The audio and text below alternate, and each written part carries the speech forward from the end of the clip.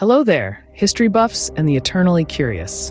We're diving deep into the annals of World War II today. Our journey takes us to the vast expanses of the Pacific Ocean, to a tiny atoll named Midway. Here, a battle raged that would change the course of the war. A battle that saw the underdogs rise against daunting odds. This is the tale of the Battle of Midway, a turning point in the Pacific theater. A story of strategy, courage, and unexpected victory. Fasten your seatbelts as we time travel back to June 1942. The Japanese had a grand plan, a plan to end the threat from the United States Pacific Fleet. In the early stages of the war, Japan had been on a winning streak, their military might allowing them to secure victory after victory. The United States, still reeling from the surprise attack on Pearl Harbor, was seen as the final obstacle to Japan's domination in the Pacific. To deal with this, Japan hatched an ambitious plan. They aimed to lure the remaining American aircraft carriers into a trap near Midway, a small atoll in the middle of the Pacific. The idea was simple, but potentially devastating. Destroy the U.S. Pacific Fleet, leaving the way open for a possible invasion of Hawaii. For the Japanese, this was more than a military strategy. It was a gamble, a roll of the dice in the high-stakes game of war. Their plan was based on the element of surprise, on the Americans being unaware of their intentions. If successful, they would have dealt a crippling blow to the United States, changing the course of the war in their favor. But as we all know, the best-laid plans of mice and men often go awry. The stage was set, the pieces in place, but war, like life, is unpredictable. And it was this unpredictability that would come to define the Battle of Midway, turning it into one of the most pivotal moments of World War II. The Americans were not sitting ducks, thanks to their intelligence capabilities. Indeed, it was a game of intelligence, a game where the stakes were as high as they could get. The United States, despite the initial shock of Pearl Harbor, had significant intelligence assets at their disposal. Station Hypo, the U.S. cryptographic center in Hawaii, was an unsung hero in this saga. It was here that the Japanese naval codes were cracked, a significant achievement that would tip the scales of the battle. This breakthrough meant the U.S. knew about the Japanese plans in advance, giving them the crucial element of surprise. In the heart of this intelligence operation were men like Joseph Rochefort, the head of Station Hypo, who worked tirelessly to decipher the codes. Their efforts were akin to finding a needle in a haystack, but find it they did.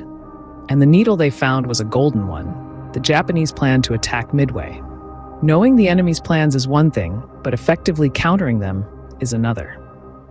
This is where the triumvirate of American admirals, Chester Nimitz, Frank Jack Fletcher, and Raymond Spruance, come into the picture.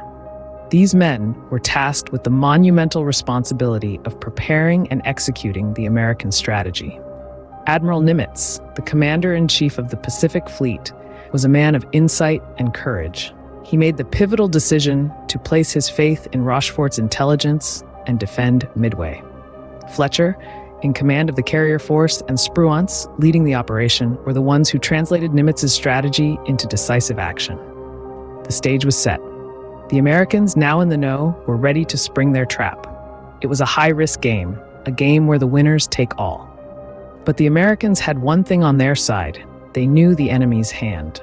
In the vast expanse of the Pacific, amidst the palpable tension and the deafening silence, one could almost hear the collective breath of the American forces as they waited for the Japanese to make their move. The trap was set, the bait was laid. Now it was game on. June 4th, 1942, the day the Pacific Ocean turned into a battlefield. A new dawn broke, and with it, the beginning of an air-sea battle that would change the course of the Pacific War. The American and Japanese forces launched their respective aircraft carriers into action, their planes roaring into the sky, ready to engage in a dance of death above the azure waters of the Pacific. The United States, despite its initial disadvantage, was ready to show its mettle. The USS Yorktown, one of America's proud carriers, bravely faced the storm. Despite the relentless Japanese attacks, she stood her ground, buying precious time for the American forces. But the battle took its toll. The Yorktown, stricken and scarred, finally succumbed to the relentless onslaught. She sank beneath the waves, a noble sacrifice in the name of freedom. Yet, the loss of the Yorktown was not in vain. American forces, in a remarkable display of tenacity and courage, struck back with a vengeance. Their attacks, spearheaded by planes based in Midway and by carrier squadrons, dealt a crushing blow to the Imperial Japanese Navy. One by one, the mighty Japanese carriers, Akagi, Kaga, Soryu, and Hiryu, met their fiery end, their decks transformed into a sea of flames. This battle was unlike any other. It was a battle fought not on the rolling decks of battleships, but in the skies and from the decks of aircraft carriers. It marked a change in the nature of naval warfare, where air power and aircraft carriers took precedence over traditional battleships. The Battle of Midway, though a colossal struggle, was not the end of the war in the Pacific. However, it was a decisive turning point. It halted the Japanese advance, giving the Allies the strategic upper hand.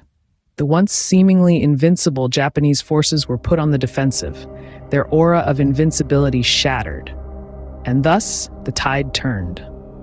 The Battle of Midway remains a testament to the power of intelligence, strategy, and the indomitable spirit of those willing to fight for freedom. It was a sea of flames that gave birth to a dawn of hope. The Battle of Midway was not just a battle, it was a turning point. In the grand scheme of World War II, it was the moment the pendulum began to swing towards the Allies. This pivotal conflict halted the Japanese advance, putting them on the back foot for the remainder of the war. The victory was not just a testament to the courage and resilience of the servicemen involved, but also a triumph of military intelligence and cryptography. The United States' ability to crack the Japanese naval codes was a game changer, providing them with a strategic advantage that played a significant role in the outcome of this and subsequent battles. The Battle of Midway marked a shift in the tide of war, but it also changed the nature of naval warfare, emphasizing the importance of air power and aircraft carriers. And that, my friends, is why the Battle of Midway is a monumental chapter in the pages of World War II.